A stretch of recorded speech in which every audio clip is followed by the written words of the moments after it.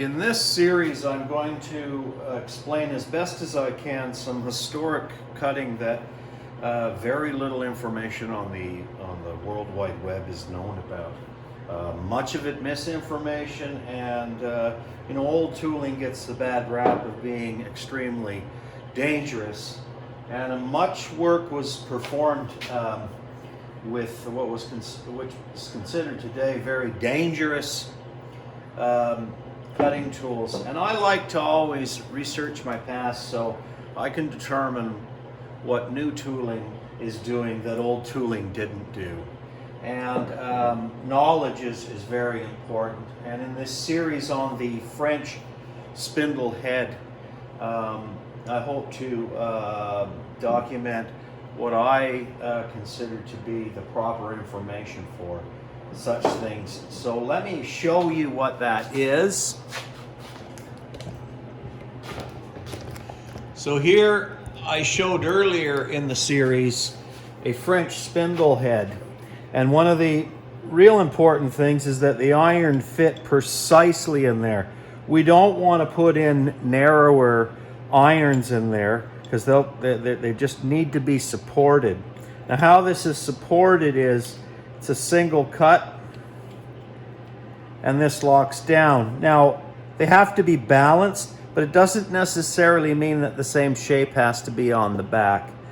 They can be balanced with different shapes as long as they're dynamically balanced, and I'll show images of the process of that. Because the iron comes through the center of the spindle, it has a negative rake angle, meaning that if we take from the very center to the tip, you'll notice that that is actually behind the cutting arc.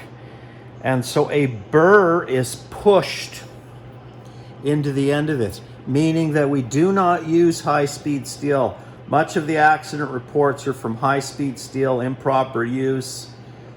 In some cases, we'll key the bottom and the top, which I'll show images.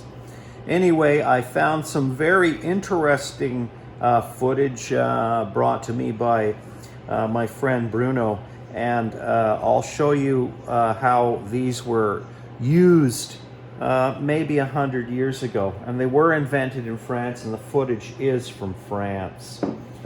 Also, there are, the English added what was called a collar type, which this portion of the spindle was threaded, and a collar would slide on and have a slot and then a nut would go in here, and it would carry your top projection. Most moldings will project out this way, and so this gave extra support on large projections. I'm still probably going to machine that. These also came as small as 1/2 inch and up to 2 inches in diameter, and were very easy to produce moldings because unlike a shaper molding where the cutter is at an angle, in this case I think this one's at 15 degrees, the profile grind has to be different from the actual molding because the angle of the knife isn't the same. But this one's at 90, so you literally just grind the shape of your molding and away you go. Limited runs up to maybe 16 feet, and then you would have to resharpen again. But imagine for furniture how wonderful it'll be to quickly make a unique shape or a carving, or in stair railings, and wreaths and stuff like that.